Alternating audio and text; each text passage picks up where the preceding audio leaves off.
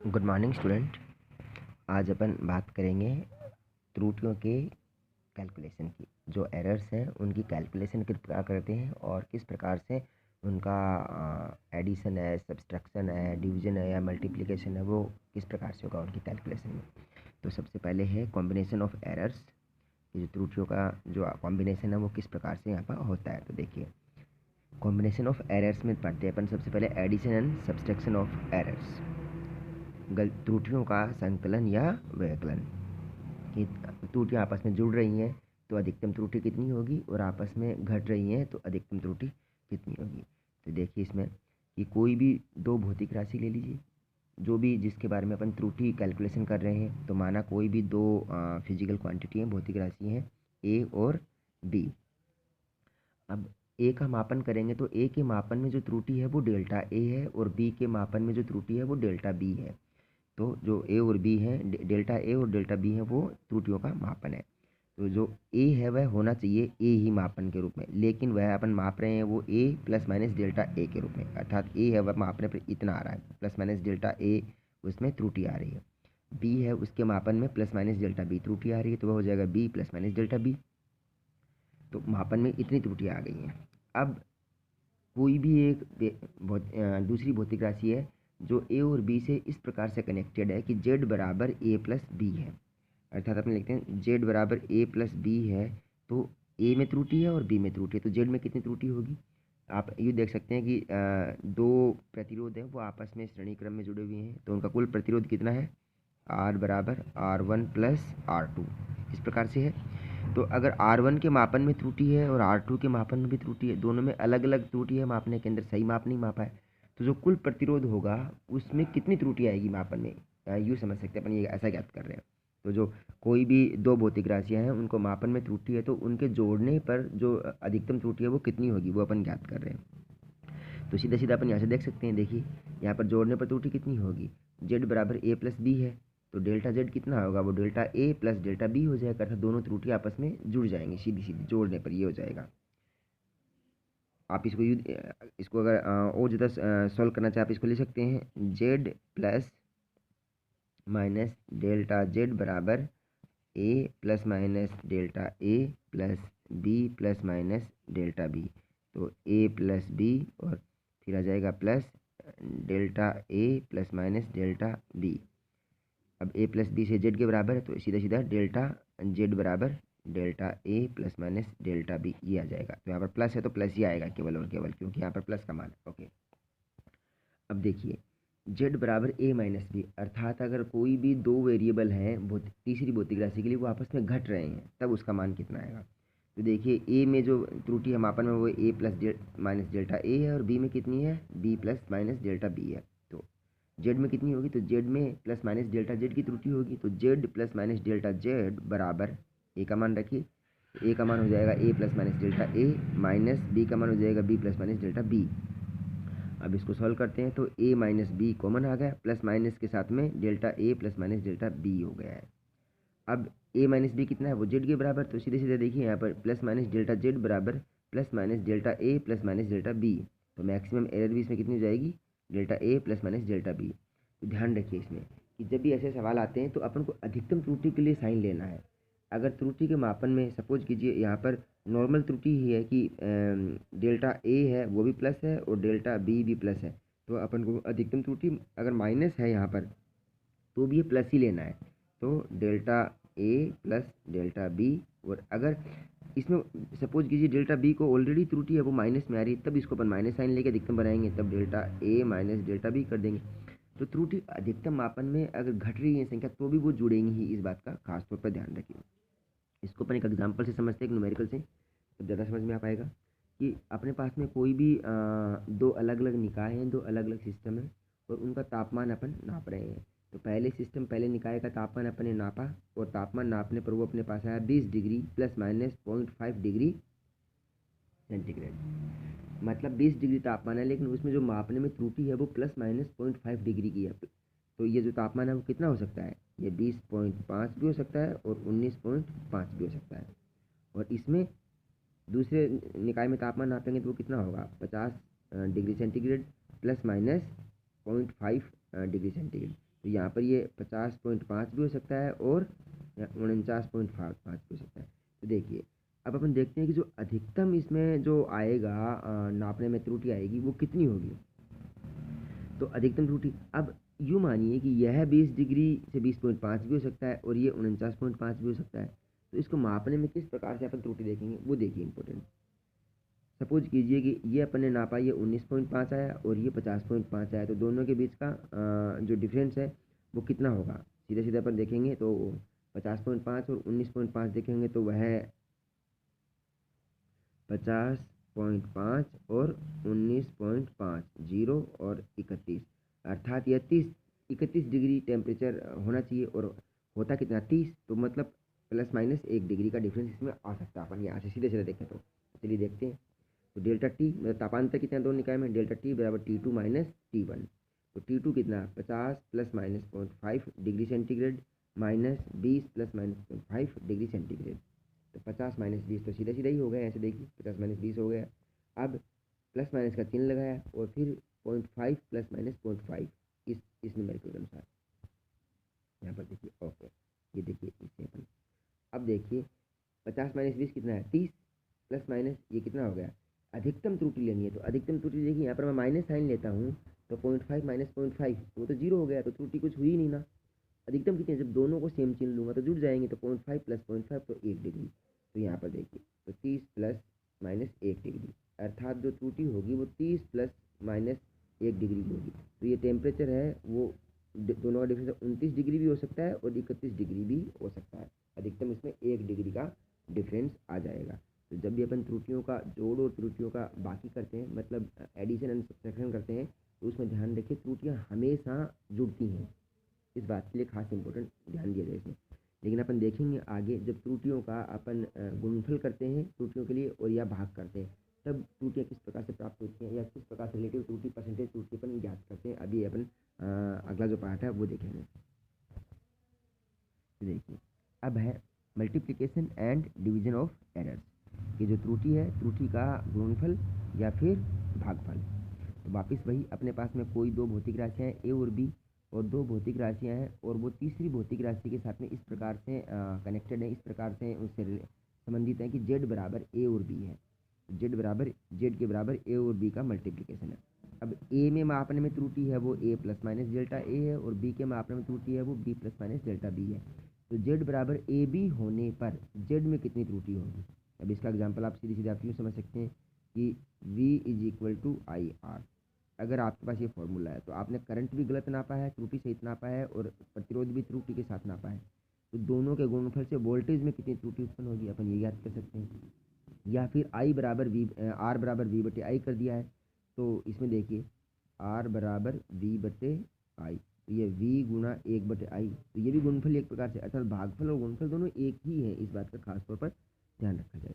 तो ए के मापन में कितना है A plus minus delta A और बी का मापन है B plus minus delta B. इस प्रकार से अपन इसको मापा है, इसमें plus minus A delta A और प्लस माइनस डेल्टा बी दोनों त्रुटियाँ हैं। तो देखिए अब जेड है वो जब त्रुटि के साथ नापेंगे आएगा, वैल्यू आएगी कैलकुलेट करेंगे तो वो भी Z plus minus delta Z होगा। तो जेड है वो Z plus minus delta Z हो गया है। अब ए कितना है A plus minus delta A है, बी कितना B plus minus delta B है। इन दोनों का गुणनफल करो, इनका गुणनफल करेंगे तो देखिए अपने पास मान आएगा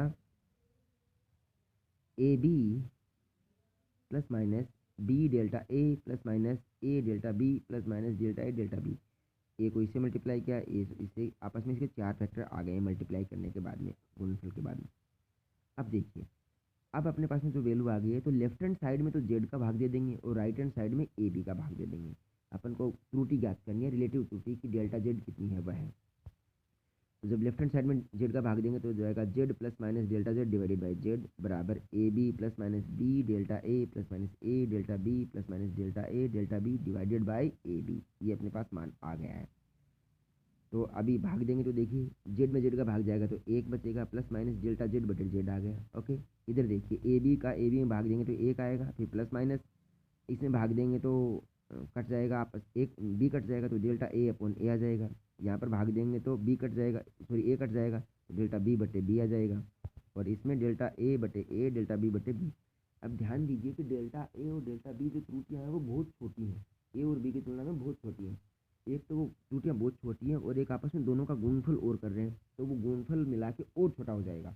अर्थात डेल्टा ए बटे ए, डेल्टा बी दोनों के गुणनफल को बाकी राशि के सापेक्ष अपन नगण्य मान सकते हैं। तो ये वाली जो राशि है ना, ये जो राशि है, ये इसको अपन नगण्य मान के लगभग जीरो मान सकते हैं, इसको छोड़ सकते हैं। तो नगण्य मान लेंगे क्योंकि डेल्टा ए और delta B are very small than A and B, कि डेल्टा ए और डेल्टा बी है वो ए और बी के सापेक्ष बहुत छोटे हैं। ठीक है, अब मान क्या आएगा? अब मान आएगा देखिए 1 प्लस माइनस डेल्टा जेड बराबर 1 प्लस माइनस डेल्टा ए बटे A delta plus minus delta B बटे बी। ये नया मान आ गया अपना। तो एक से एक कट गया तो आ जाएगा प्लस माइनस डेल्टा जेड बटे जेड बराबर प्लस माइनस डेल्टा ए बटे ए प्लस माइनस डेल्टा बी बटे बी। तो कॉमन निकालेंगे, इसके लिए मैक्सिमम गलती निकालेंगे, मैक्सिमम एरर निकालेंगे, तो वो कितनी हो जाएगी? डेल्टा जेड बटे जेड बराबर डेल्टा ए बटे ए प्लस डेल्टा बी बटे बी। इस बात का खासतौर पर ध्यान रखा जाए। अब देखिए इंपॉर्टेंट बात कि यहाँ पर वैल्यू कुछ भी हो लेकिन मान प्लस में ही आ रहा है, और इसको बोलते हैं अपन मैक्सिमम एरर, सापेक्षिक एरर है क्योंकि परसेंटेज एरर है। देखिए यहाँ पर डेल्टा जेड बटे जेड है, तो दोनों में चाहे गुणनफल हो या भागफल हो, दोनों के अंदर हर वक्त मान है वह प्लस का ही आएगा। इस बात का खास तौर पर ध्यान रखा जाए। इस पर बेस्ड अपन सवाल करते हैं। देखिए आर बराबर वी बटे आई, ये प्रतिरोध मापन ओम के नियम से। तो अभी प्रैक्टिकल के दौरान देखा गया है कि वोल्टेज को जो नापा गया है, वोल्टेज 100 वोल्ट है, लेकिन उसमें जो त्रुटि है वो प्लस माइनस 5 वोल्टेज की है। तो 100 प्लस माइनस 5, ये 5 है, 0.5 नहीं है, 5 पढ़ा जाए इसको। 100 प्लस माइनस 5 वोल्ट। ऐसे करंट को मेजरमेंट करेंगे तो current is 10 plus minus 0.2 ampere. अर्थात जो करंट है, धारा है, उसमें त्रुटि प्लस माइनस 0.2 एम्पियर की है, और वोल्टेज है उसमें त्रुटि प्लस माइनस 5 वोल्ट की है। तो आर परसेंटेज एरर ज्ञात करो। तो अब देखिए प्रतिशत के रूप में आर जो है उसमें कितनी त्रुटि आएगी? तो क्योंकि देखिए आर बराबर वी बटे आई है, तो अपन इसको ऐसे भी लिख सकते हैं। देखिए आर बराबर वी गुणा 1 बटे आई, ऐसा लिख सकते हैं अपन, ध्यान दीजिएगा। अब दोनों में अलग अलग, अब इसको लिखेंगे तो डेल्टा आर बटे आर बराबर डेल्टा वी बटे वी प्लस डेल्टा आई बटे आई, क्योंकि आई में जो त्रुटि है वो हो जाएगी डेल्टा आई बटे आई रिलेटिव एरर, और बी में कितनी है? डेल्टा बी बटे बी। अब इसको 100 से गुणा कर देते हैं, तो ये 100 से गुणा कर देंगे तो कितना हो जाएगा? डेल्टा आर बटे आर गुणा 100, तो ये प्रतिशत में हो गई डेल्टा वी बटे वी गुणा 100 और प्लस डेल्टा वी बटे सॉरी डेल्टा आई बटे आई गुणा 100। ये सब प्रतिशत में त्रुटि आ गई, ध्यान दीजिए इस बात का। ये भी प्रतिशत में 100 से गुणा किया, ये भी डेल्टा वी बटे वी गुणा 100 प्लस डेल्टा आई बटे आई गुणा 100, ये प्रतिशत में त्रुटि आ गई है। तो डेल्टा वी बटे वी गुणा 100 जो प्रतिशत त्रुटि है वो कितनी है? वो देखिए ये त्रुटि दे रही है 5, 100 पर 5, तो प्रतिशत के रूप में 5% हो गई है। तो ये जो मान है डेल्टा वी बटे वी गुणा 100 है, इसका मान आ गया 5%। तो अपन लिख देंगे डेल्टा वी बटे वी गुणा 100 है वह 5% आ गया, क्योंकि ऑलरेडी देखिए इसे 5 है। अगर ये 100 नहीं होता तो कुछ और होता, तब अपन कैलकुलेट कर लेते। इसी में देख लीजिए 10 है, 10 के ऊपर 0.25 है, तो इसमें डेल्टा आई बटे आई गुणा 100, तो 10 के ऊपर 0.2 है तो 100 पर कितना हो जाएगा? 2। तो यहाँ पर ये 2% हो जाएगा, तो डेल्टा आई बटे आई गुणा 100, तो ये 2% हो जाएगा। तो देखिए दोनों जुड़ जाएंगे। आर परसेंटेज एरर कितनी हो जाएगी? वी में परसेंटेज एरर प्लस आई में परसेंटेज एरर। तो वी में कितनी है? 5% प्लस आई में कितनी है? 2%। तो 5% प्लस 2%, तो आर परसेंटेज एरर कितनी हो गई है? तो डेल्टा आर बटे आर गुणा 100% बराबर 5 प्लस 2 बराबर 7% एरर। अर्थात तब प्रतिरोध का मापन होगा उसमें 7% की अधिकतम त्रुटि आएगी। जो मान होगा उसमें 7% की अधिकतम त्रुटि आएगी।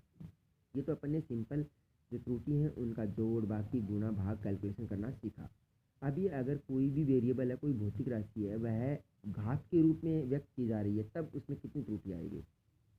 तब देखिए जेड बराबर ए स्क्वायर ऐसा दे रखा है, तो त्रुटि कितनी हो जाएगी? तब ए में जो त्रुटि है वो A plus minus delta A है, तो जेड में त्रुटि कितनी होगी?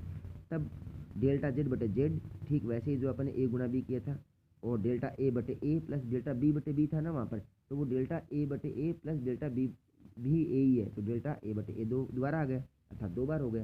यहाँ पर इसको ए स्क्वायर को आप यूँ मान लीजिए, जेड बराबर ए इंटू ए, तो पहले ए बी पढ़ा था, तो डेल्टा ए बटे ए प्लस डेल्टा बी बटे बी पढ़ा था ना, तो बी की जगह भी ए ही है, तो वहाँ पर ये कर दीजिए डेल्टा ए प्लस ए बटे डेल्टा ए प्लस ए, तो कितना हो गया? 2 डेल्टा ए प्लस ए। अर्थात तब जो जेड है उसमें परसेंटेज एरर कितना हो जाएगा? Two into delta A plus ए, अर्थात जो भी घात है उसका गुणा हो गया परसेंटेज एरर के साथ में। तो अगर मैं ए की घात एक्स मानूँ, ए की घात को एक्स मानूँ तो परसेंटेज एरर के रूप में कितना हो जाएगा, डेल्टा जेड बटे जेड है वो परसेंटेज एरर के रूप में हो जाएगा एक्स डेल्टा ए बटे ए और परसेंटेज एरर, अच्छा तो वो घात है उससे गुणा कर दो और सिंपल एरर निकाल दो। तो एक्स गुणा डेल्टा ए बटे ए परसेंटेज एरर उसकी आ गई है। इस बात का खास तौर पर ध्यान रखें। ओके, इसमें अपन एक सवाल और करते हैं। अगर मैं कहूँ कि जेड बराबर ये कहा जाए ए की पावर है वो 2 है, बी की पावर है वो 1/3 है, डिवाइडेड बाय सी की पावर है और डी की पावर 2/3 है। इस प्रकार से कोई एक भौतिक राशि है। तो इसमें सब में ना एरर आ रही है, नापने में ए में भी एरर है, बी में भी है, सी में भी है, डी में भी है। तो आपको इसमें जेड में जो अपेक्षिक त्रुटि है, रिलेटिव त्रुटि है, वो ज्ञात करनी है। तो जेड की रिलेटिव त्रुटि कितनी जाएगी, डेल्टा जेड बटे जेड। अब देखिए मैंने भी बताया पिछले न्यूमेरिकल सॉल्व के उसमें कि जो भी पावर है वो पावर से मल्टीप्लाई होती है त्रुटि, और बाकी सब जुड़ेंगे। तो ए की पावर कितनी है, 2, तो 2 डेल्टा ए बटे ए प्लस इसमें आप देखिए बी की त्रुटि कितनी है, तो बी की त्रुटि दे रखी है इसमें 1/3, तो 1/3 डेल्टा बी बटे बी, डेल्टा बी बटे बी ये हो जाएगा। फिर देखिए प्लस होने के बाद में आप ये देखिए इसमें सी की पावर कितनी है, सी की पावर एक ही है लेकिन भाग में है। अब देखिए कोई फर्क नहीं पड़ता वो भाग में है या गुणा में है, वो सब प्लस में आएंगी। तो डेल्टा सी बटे सी ये, फिर प्लस डी की पावर कितनी है, 2/3, तो 2/3 से मल्टीप्लाई कर दो और डेल्टा डी बटे डी।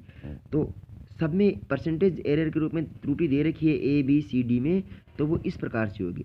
तो यहाँ पर अपन डेल्टा ए बटे ए ज्ञात कर लेंगे, डेल्टा बी बटे बी ज्ञात कर लेंगे, डेल्टा सी बटे सी ज्ञात कर लेंगे, डेल्टा डी बटे डी ज्ञात कर लेंगे और उन सब की जो घाते हैं उनसे गुणा करके जोड़ देंगे। ये सब परसेंटेज के रूप में आएंगे। देखिए ए की पावर 2 है तो इसकी जो त्रुटि है वो डबल हो जाएगी, इसकी पावर 1/3 है तो इसकी त्रुटि को प्लस मल्टीप्लाई कर देंगे 1/3 से, सी की ए की पावर है तो 1 से मल्टीप्लाई, डी की पावर 2/3 है तो 2/3 इसकी जो त्रुटि वो आ जाएगी। तो ऐसे अपन त्रुटि की पावर कुछ भी हो, जो भी पावर है त्रुटि की उससे कोई फर्क नहीं पड़ता है, लेकिन हमेशा जब अपन आपेक्षिक त्रुटि निकालेंगे, रिलेटिव एरर निकालेंगे, तो पावर जोड़ में आएगी और वो उसको अपन प्लस पावर के रूप में ही लेंगे। ऐसा नहीं है कि डी की पावर को ऊपर की तरफ लेके जाएंगे तो -2/3 होगा तो यहाँ पावर -2/3 जो पावर माइनस का 2/3 आ जाएगी, नहीं ये प्लस का 2/3 ही आएगी पावर। इस बात का खास तौर पर ध्यान रखिए, बहुत इंपॉर्टेंट है। Okay good.